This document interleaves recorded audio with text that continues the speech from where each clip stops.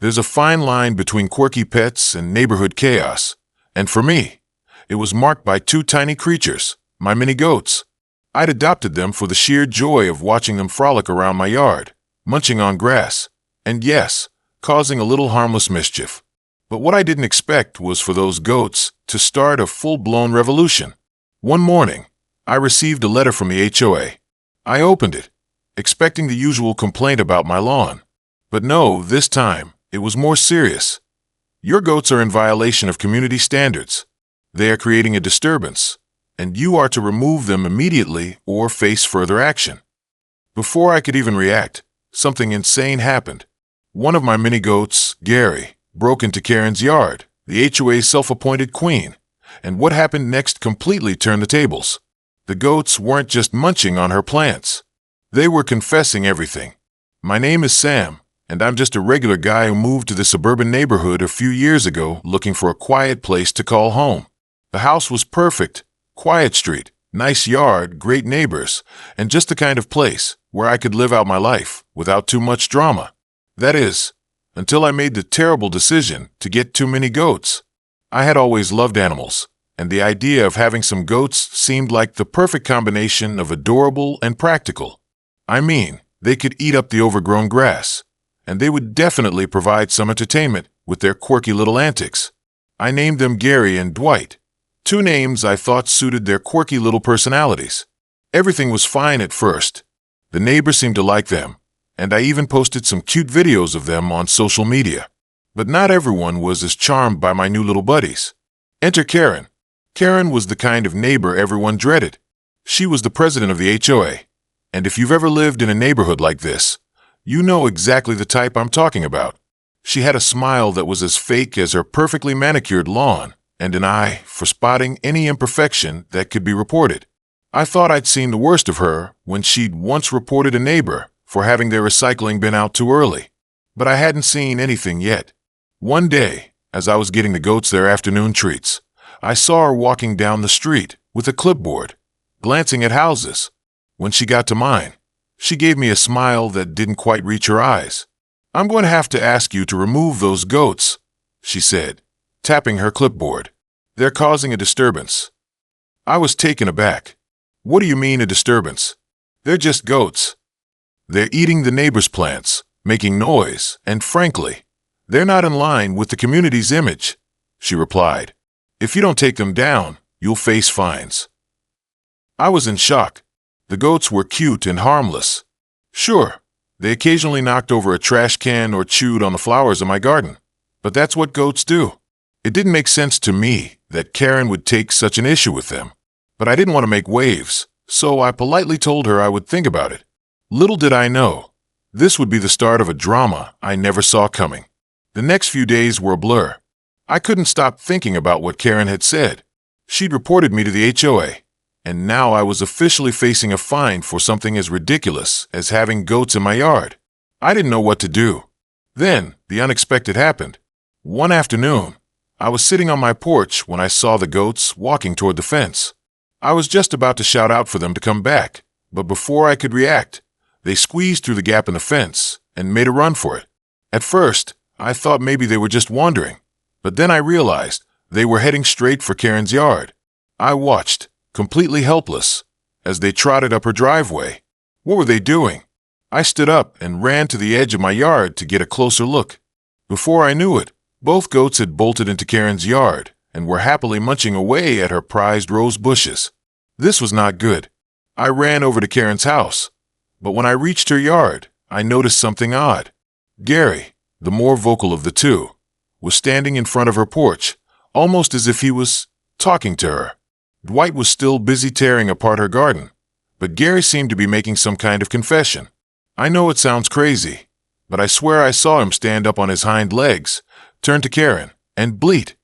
"We did it because we weren't happy. You pushed us too far with your rules." I froze. What in the world was going on?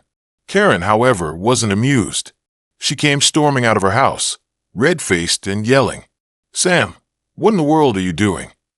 Get your goats out of here. They're destroying my garden." I tried to grab them, but Gary wasn't done. He turned to Karen. "Your perfect little neighborhood is a joke. You report everyone for the smallest things. You report people for breathing wrong.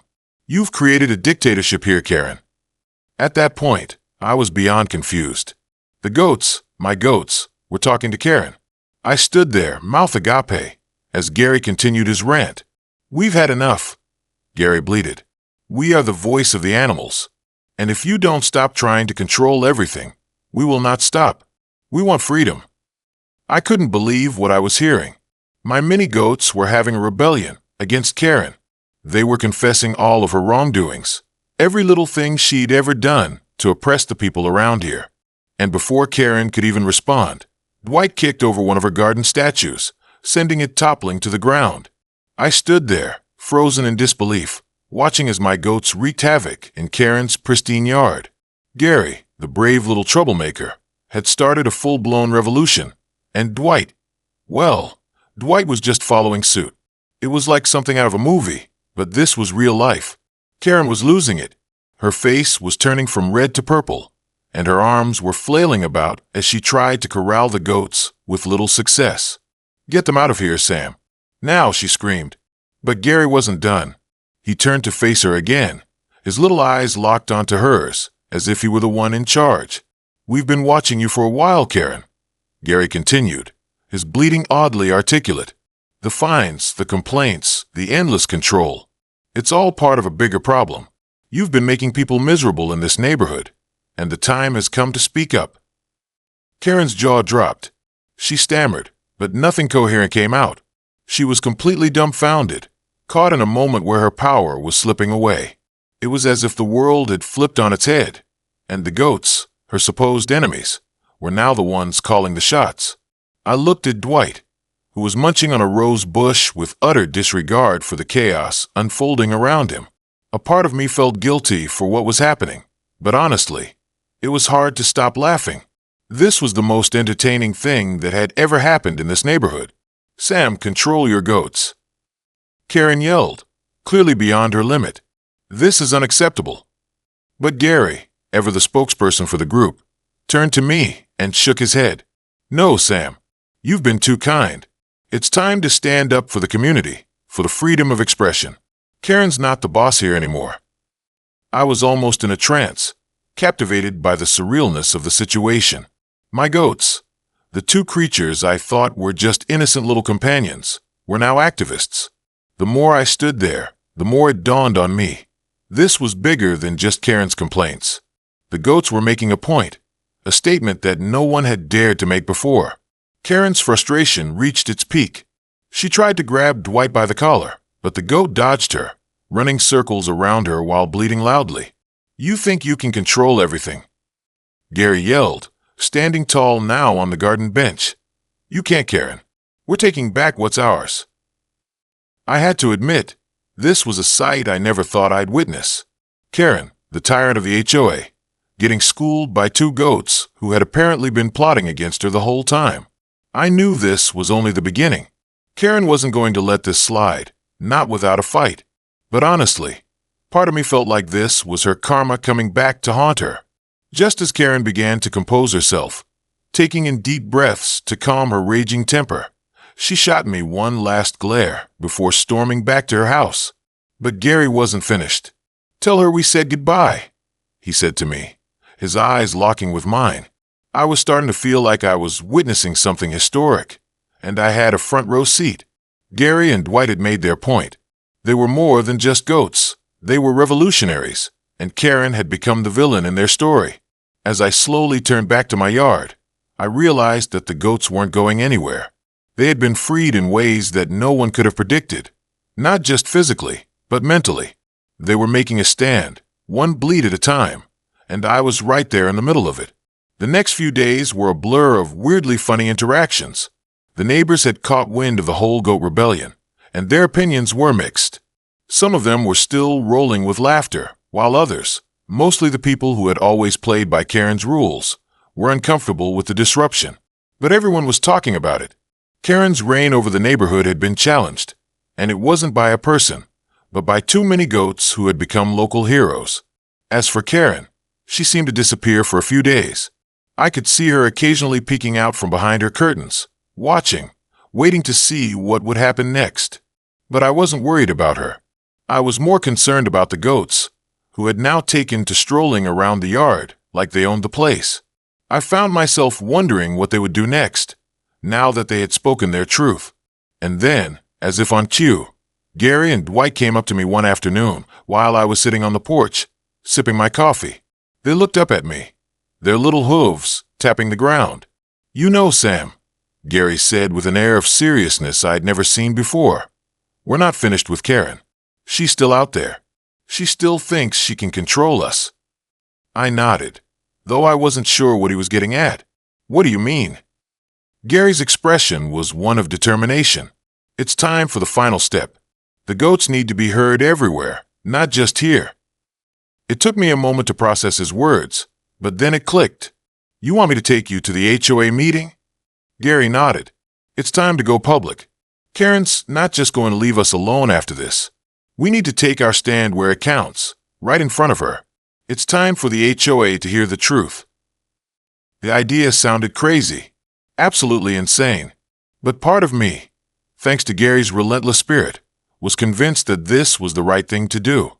The HOA had to hear from the goats, from the community, from everyone who had been silenced for too long. The HOA meeting arrived, and I wasn't sure what to expect. I'd been to a few meetings before, and they were usually full of stuffy people in suits, bickering over trivial matters. But this time was different. I wasn't just walking in with some complaint about my lawn. No, this time I was walking in with too many goats by my side, ready to confront the very people who had been pulling the strings behind the scenes. I knew this was going to be big. It had to be. And as Gary and Dwight strutted behind me, I could almost hear the tension in the air. Everyone was going to know the truth now. And Karen, well, she was about to learn what happens when you mess with the wrong goats. I walked into the HOA meeting feeling a strange mix of confidence and excitement. Gary and Dwight were trotting beside me, their little hooves making soft sounds on the floor. They looked almost too serious for goats, their small bodies puffed with purpose, as if they knew the fate of the neighborhood rested on their tiny shoulders. Karen was already sitting at the head of the table, her cold eyes scanning the room, her posture rigid. The moment I walked in, her gaze locked onto me. She had this look, like a predator sizing up its prey. I was sure she didn't expect me to show up at the meeting, especially with the goats in tow. But I wasn't about to back down now. The room went quiet as I approached the front. The faint rustling of papers and nervous glances exchanged between the neighbors. This wasn't just any regular HOA meeting.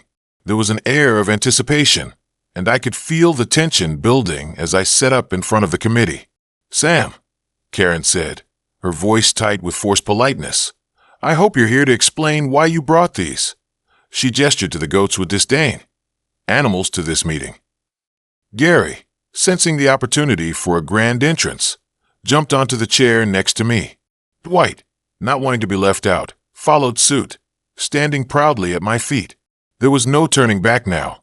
"I'm here to explain something, Karen," I said, my voice clear and steady, "and it's time for everyone in this room to hear it." Karen sneered, but I could see the flicker of unease in her eyes. She wasn't used to anyone challenging her authority, and the goats, with their innocent charm, were the last thing she expected. Gary cleared his throat, or at least, it sounded like a clearing of the throat, before speaking up. "Ladies and gentlemen of the HOA, my name is Gary, and this is Dwight. We're here to speak the truth." A ripple of laughter ran through the room, but it was nervous laughter, the kind people give when they're unsure how to respond to something unexpected. Even Karen's lips twitched in annoyance, but she kept her composure, or at least tried to. "You've all been living under a false sense of control," Gary continued. "Karen has ruled this neighborhood with an iron hoof. Sorry, I meant fist. But it's time to set the record straight." People in the room exchanged confused glances, unsure whether to laugh or sit back in shock. They didn't know whether they were witnessing a joke or something much bigger. I could see a few of the board members looking at each other, nodding in agreement. The shift in the room's energy was palpable. Karen's face turned crimson, and she shot up from her chair. "This is ridiculous. You're wasting my time." But Gary wasn't finished. "Oh, but Karen, we're just getting started. You've fined, harassed, and controlled this neighborhood for far too long. You've turned every small mistake into a crisis, and the people," he gestured to the neighbors, "are tired of it." Dwight, ever the supportive sidekick, took a moment to chew on a nearby flower pot. As he chewed, he muttered, "Honestly, I thought this place had potential, but your garden's a joke. It's all about control, isn't it? All of it. The fines, the rules, the perfect lawn image. You've turned us all into robots, Karen." The room grew even quieter, and I could see Karen's fingers trembling as she reached for the microphone, her voice rising in indignation. "You think you can just waltz in here with these animals and try to ruin everything I've built?" she spat. Gary's eyes sparkled with mischief. "We didn't ruin anything. We just exposed the truth.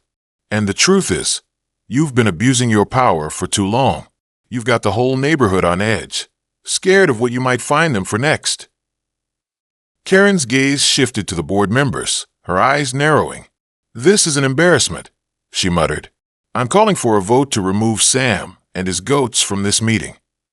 But before she could finish, one of the board members, an older man with a kind face, spoke up. "Actually, Karen, I think it's time we hear the truth." The room fell silent. The weight of his words hung in the air. Karen's face paled, and her mouth opened in disbelief. "What?" she sputtered. "Let's hear what Sam and his goats have to say." The man continued. "The truth is, people are tired of being controlled by rules that don't make sense. Maybe it's time we rethink the way things are run here." And just like that, Karen's hold on the room began to slip. Gary, sensing his victory, stood tall once more. "Thank you, sir. You see, Karen, it's not about the goats. It's about standing up to unreasonable control. We've had enough of being told what to do every step of the way. It's time for a change, and we're the ones who are going to make it happen." The room erupted into applause. The board members who had been silent up until now were finally on their feet, clapping. It was as though a weight had been lifted from their shoulders. For once, the people weren't afraid to speak up. Karen, standing motionless, could barely hold back the tears of frustration. She turned, almost in slow motion, and left the room, her exit as dramatic as her entrance. The meeting adjourned shortly after. When we stepped out of the room, I could see the change in the atmosphere. It was as if everyone had been waiting for this moment, for someone to finally stand up to the tyranny of Karen and her perfect neighborhood image. Gary and Dwight trotted beside me, looking proud as ever. "Well, Sam," Gary said, "we did it. We changed things. One bleed at a time." I couldn't help but laugh. "You really did, didn't you?" As I walked back to my house, the neighborhood felt different. The oppressive tension that Karen had so carefully cultivated had vanished. People were already talking to each other again, exchanging ideas, making plans, things that hadn't happened in years. Gary and Dwight had done more than just break into Karen's yard. They had sparked a change. They had given the community its voice back. And as for Karen, well, I'm sure we hadn't seen the last of her. But this time, she wouldn't be the one holding the reins. The goats had set us free. If you love this tale of goats, power, and rebellion, don't forget to like, subscribe, and hit that notification bell for more wild stories. Trust me, you won't want to miss what happens next in this neighborhood.